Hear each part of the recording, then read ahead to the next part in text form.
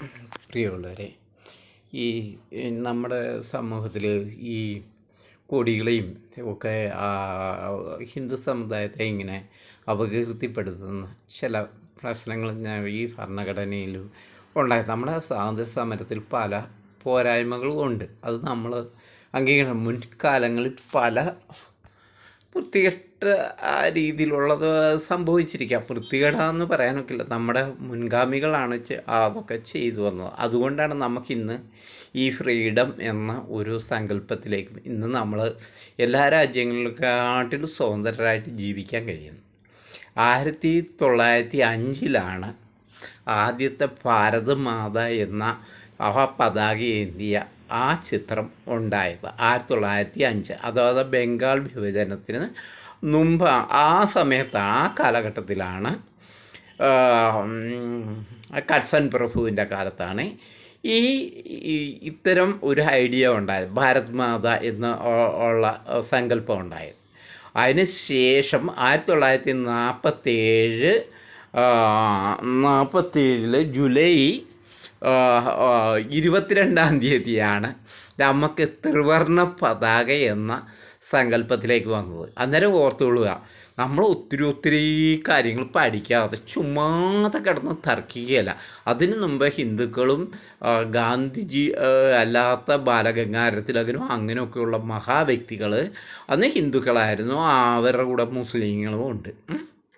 അവർ മുന്നോട്ട് വെച്ചത്, ആദ്യം അവർ വെച്ചത് ഈ കാവിക്കൊടി ഏന്തിയ ഭാരത് മാതയാണ്. അന്ന് ത്രിവർണ പതാകയെക്കുറിച്ച് ചിന്തിച്ചില്ല. അതിനുശേഷമാണ്, ഒത്തിരി കാലങ്ങൾക്ക് ശേഷം, ഇന്ത്യക്ക് സ്വാതന്ത്ര്യത്തോട് അടുക്കാറായപ്പോഴത്തേക്കാണ് സുഭാഷ് ചന്ദ്രബോസും അങ്ങനെയുള്ള കുറേ വ്യക്തികളാണ് ഈ ത്രിവർണ പതാകയെക്കുറിച്ച് ചിന്തിക്കുന്നതും അങ്ങനെ ആ സങ്കല്പത്തിലേക്ക് വരുന്നത്.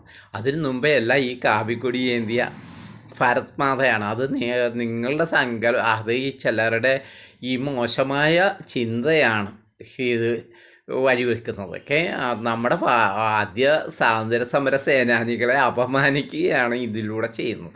നമ്മുടെ സ്വാതന്ത്ര്യ സമര ഘട്ടത്തിൽ ആദ്യ ഘട്ടങ്ങളിലുള്ളവരെ നമ്മൾ സ്മരിക്കുകയും നമുക്ക് വന്ന പോരായ്മകൾ പരിഹരിക്കുകയുമാണ് നമ്മൾ ഇപ്പോൾ ചെയ്യേണ്ടത്. അല്ലാതെ അവരെ കുറ്റം പറഞ്ഞും നമ്മൾ നടക്കുകയല്ല ചെയ്യേണ്ടത്. നിങ്ങൾ ഓർക്കൂ, നിങ്ങൾ വളർത്തുന്ന കുട്ടികൾ വലുതായ അതിന് മുമ്പേ നിങ്ങൾ പലതും ചെയ്തിട്ടുണ്ടാക്കുക. ആ കുട്ടികൾ വലുതായിട്ട് നിങ്ങളെ കുറ്റം പറഞ്ഞാൽ നിങ്ങൾക്ക് ഇഷ്ടപ്പെടുമോ?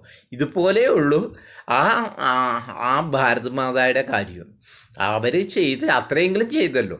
അത് കഴിഞ്ഞ ശേഷം നിങ്ങൾക്ക് ഇന്ന് ഈ സ്വാതന്ത്ര്യത്തിന് പകുതിയും അവർ ചെയ്തതിൻ്റെ നേട്ടങ്ങളാണ് ഗാന്ധിജി അവസാനം ആ ഗോൾ പോസ്റ്റിലേക്ക് ഗോൾ അടിച്ച് കയറ്റാനുള്ള അവസരം ഉണ്ടായത്.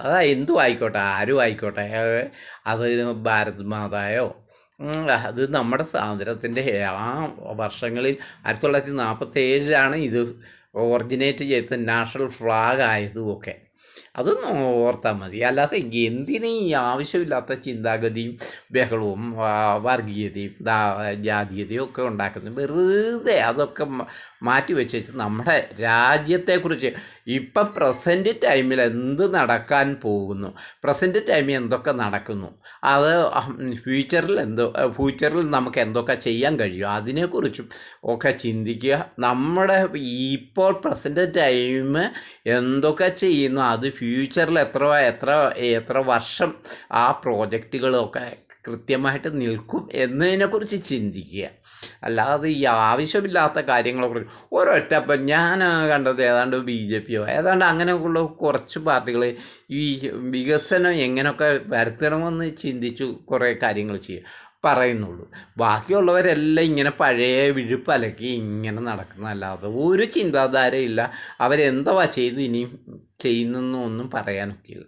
അതുകൊണ്ട് ഞാൻ നിർത്തുന്നു. നിങ്ങൾ ഇത് പറഞ്ഞ് വെറുതെ വഴക്കുണ്ടാക്കരുത്. ഇവിടുത്തെ ഭാരതീയരായ നല്ലവരായ മനുഷ്യർക്ക് ഇവിടെ കിടക്കാനുള്ള ഒരവസരം നിങ്ങൾ ചുമ്മാതെ രാഷ്ട്രീയം പറഞ്ഞ് അങ്ങോട്ടും ഇങ്ങോട്ടും ജനങ്ങളെ തമ്മിൽ തല്ലിക്കരുതെന്ന് വിനീതമായി നിങ്ങളോട് അപേക്ഷിക്കുക.